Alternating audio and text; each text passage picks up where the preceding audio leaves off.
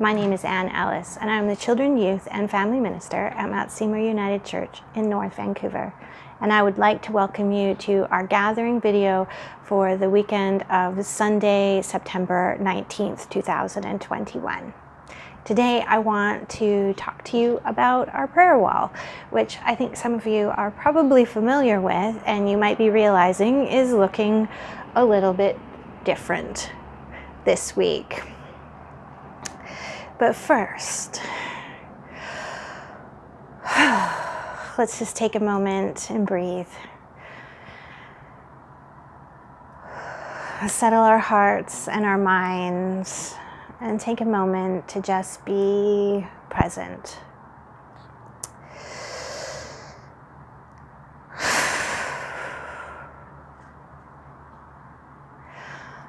Once there was a person who did such amazing and wonderful things and told such interesting stories that people just had to follow him. And one day when they asked him who he was, he said, "I am a light in this world." And he also said, "You, my beloveds, are lights in this world. Let your light shine everywhere you go. That's so people can see your goodness and see my goodness in all of creation."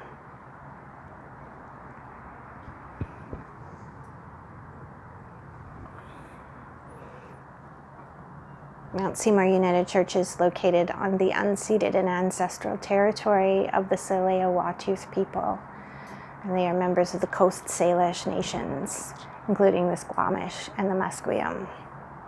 And we take a moment to thank them and to show our respect for their stewardship of this land from time immemorial. And we say a prayer of gratitude for the sky, and the land, and the mountains, and the creeks, and the rivers, and the ocean, and the birds, and the plants, and the flowers, and all of life that we are a part of. Thank you.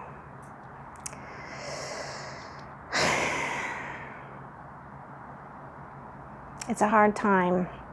I've said that a lot. We've been saying that a lot. The adults are saying that a lot. We want to be together, and it's still not quite safe.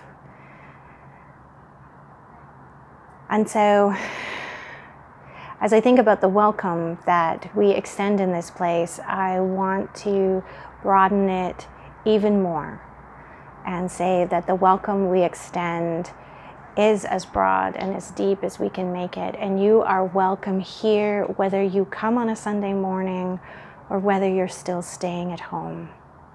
You are welcome here, whatever your vaccination status. You are welcome here, however old or however young you may be, whatever your marital status, your financial background. You are welcome here, whatever your sexual orientation or gender identity or gender expression. You are welcome here if you consider yourself to be a Christian, or if you are part of another faith tradition or religion, or if you're not a part of any religion at all and are simply curious. We welcome all who seek the ideals of justice, peace, and compassion. You can see that our prayer wall is looking a little bit differently these days. For the last few years, it has been bricks where people can write on paper their prayers and tuck them into the cracks and leave them for the universe to attend to. Now we've got this lattice.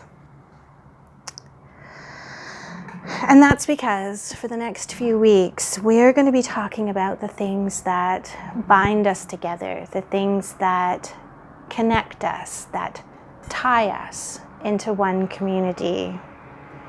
And each week until Thanksgiving, everyone is invited to think about the different ways we're connected as a community. And we have questions on our board, and we invite you to think about your answers and then come down to the church and write those answers on a ribbon and then tie them onto the lattice.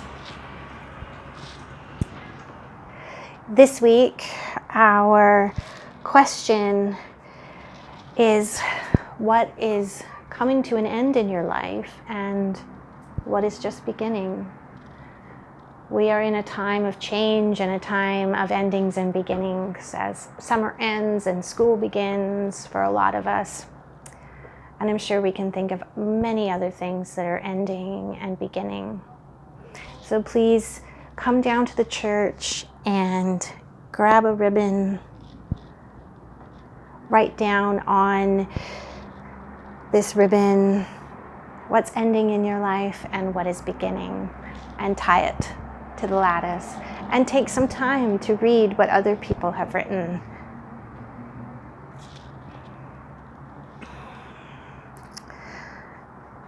On Sunday this week, the 19th, we are going to share a story from the Bible about an ending and a new beginning. And there is a celebration because the people in the story triumph over adversity. For those of you who are not able to attend on Sunday, I'd like to share that story with you now.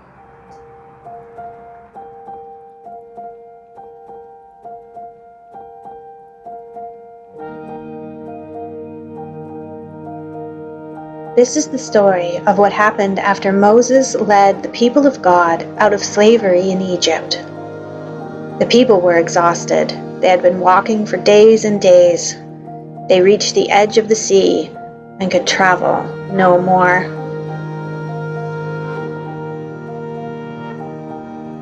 As they attempted to rest, they saw that Pharaoh had sent soldiers after them. The people were trapped, ocean on one side and an army on the other. The people pleaded with Moses to help them, and Moses spoke to his sister, Miriam. Miriam said, "Trust the waters. The waters protected you when you were a baby, Moses. God would not lead us from strife, only to abandon us here at the water's edge." Moses said a prayer and reached out his hand, and all of a sudden a great wind began to blow. It blew all night, and the ocean turned into marsh. Miriam placed a foot on the nearly dry ground, and it held firm.